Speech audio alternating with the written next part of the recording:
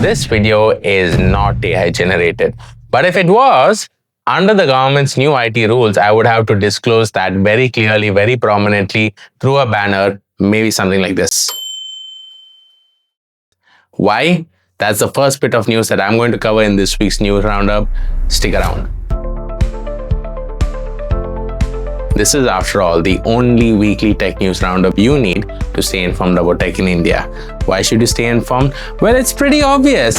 It's more and more difficult these days to tell the difference between real content and AI-generated content. And that's one reason why the government has amended India's IT intermediary guidelines and digital media ethics code. There's a new set of rules which apply to both digital creators and social media and media platforms in general. Under these new set of rules, media platform must label all synthetically generated content as such prominently. How prominent? The user should be able to tell right away whether a piece of content is real or SGI. This applies to both video and audio media. The center now has a much clearer definition of what constitutes SGI. Basically, anything that's realistic looking or sounding but is generated by AI, of course. And it's not enough to stop with just a banner. There's also certain metadata that needs to be included in the content, and the platform must allow it or mandatory such metadata to be collected so that it can be traced back to source. This sounds simple, but in reality, when it is implemented, it is obviously going to fall into some technical and social hurdles. For example, out of all the social media platforms, YouTube is the one that sort of asks users every time before they upload a new video whether this content is AI generated or not. But as far as I know, YouTube does not have a native tool to check whether a user has lied or not. For example, if I'm not going to do it because I don't want to upload entirely AI generated videos, but hypothetically, if I make a video using AI and I upload it on YouTube and I lie and I say this video is not AI generated, I wonder whether YouTube will automatically take down my video, and if they do, how long it will take for them to find out. Now, under these new rules, YouTube and Instagram and other platforms are supposed to do it right away. Users are first supposed to self-declare whether content is synthetic or not. Secondly, platforms are supposed to check whether the user is telling the truth before the content goes live. This is technically possible, but it is very difficult to do. And if it increases the amount of time it takes for digital content creators like me to upload content, it is a hurdle, and platforms risk losing creators and ultimately audience members. But why the center has brought about these rules? It's pretty obvious that these rules are targeting deepfakes. And this is the other side of the coin, where people have actually been harmed, unfortunately, due to deepfakes generated of them, which make them appear to be doing or saying things that they did not really say. All of this is building to a law. There is already a law, but all of this is building to a more stringent law, which includes criminal penalties and jail time for people who use deepfakes, rather who misuse AI to generate deepfake videos to harm certain people. Speaking of which, one of the new rules is that platforms are supposed to remind users every maybe 3 or 6 months of the dangers of misusing AI. That's a good rule, and you have people like me that constantly remind you not to misuse AI, not to abuse AI. Hit that subscribe button if you haven't already. And one final new rule before we move on to other bits of news is that platforms now have a shorter time window to respond to legal orders, which could be takedown orders or review orders. Earlier, platforms had 36 hours to act on a legal order. Now that has been reduced to 3 hours in terms of the time the platform has to execute a legal order. The government insists that this is technically possible, that it is feasible. I do believe the government in this instance. It is possible to act immediately on a legal order. But I expect that social media platforms, especially a platform like X or Meta, is going to try and appeal these new rules. Let's see what happens. Make sure you're subscribed to me because I will bring you the most important developments of tech in India.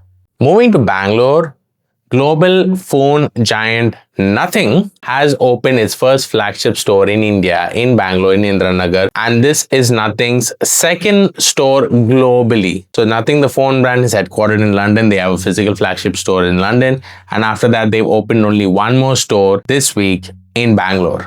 Look, flagship stores, physical flagship stores is not a big deal. Apple has committed to opening its 6th store and is rumored to be opening its 7th store in India.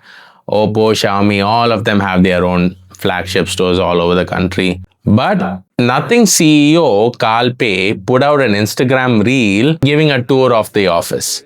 I would encourage you to go and look at that reel. I'll link it in the video description below. It informs viewers about the importance of physical flagship store, and it's a bit more than what you think. For example, he has included a content creator studio in the Nothing store, and they've even thought about including a specialized arm that brings a top-down view for in case you want to unbox, in case you want to do an unboxing video. Go check it out. And if you're in Bangalore, let me know if you're able to go to the Nothing store. Leave a comment. Flipkart, the Singaporean company that's becoming an Indian company because they're going in for an IPO. Anyway, the Economic Times reports that Flipkart is considering entering the food delivery business in India. According to their sources, Flipkart is going to do a pilot in Bangalore sometime in April and May this year. And they are thinking about what differentiator to bring because they'll be competing with Zomato and Swiggy, obviously. And they would want to bring in a differentiator. If this is true, I hope the differentiator they're bringing is that they are going to take better care of their delivery partners / riders so that they don't have to strike just to bring attention to their basic rights. The state of Gujarat signed a letter of intent with Starlink, SpaceX, Elon Musk, Starlink. I'll admit I was a bit confused when I found this bit of news at first. I'm still a little confused about it. Not everything is clear about it. So the state of Gujarat announced that they've signed a letter of intent with Starlink to bring its satellite internet services, particularly to remote areas of the state. You know, to bring internet closer to tribal communities and more secluded areas and whatnot. Turns out that Gujarat is not the first state to do so. Maharashtra signed a similar letter of intent with Starlink a couple of months ago. This is going to be implemented through a committee that will have representatives from the Gujarat government and Starlink. More details may or may not follow. I don't know if this news is anything at all. What I have been very intently following, but what we still don't have, is a release date for Starlink in India to be available commercially. Over the last more than 12 months, Starlink has been awarded one license after another to operate in India. They tied up with Jio and Airtel and then untied. God knows what's happening there. The price of Starlink subscriptions in India was leaked, but still no launch date. I continue to be skeptical about Starlink's scope in India. The Competition Commission of India has fined chip-making giant Intel an amount of $3 million, which is about 27 or 28 crores, I guess. It may not be a big amount, but the reason that they fined Intel is quite significant because Intel has been engaging in discriminatory practices in India. Very specifically, if you buy boxed microprocessors from Intel, if you buy it anywhere around the world, even though it has international warranty, if you want to avail the warranty services in India, the warranty benefits in India, Intel will not allow you to do so. What they have said is that you can avail warranty benefits in India only if you have purchased a box microprocessor from an authorized reseller in India. Sounds very simple. It's a pretty terrible practice, and the CCI is right in fining Intel for that. I hope no other tech giant is doing this. And finally, bit of happy news to close out this week. UPI now will work in Malaysia. Indian travelers traveling to Malaysia can now pay for goods and services via UPI.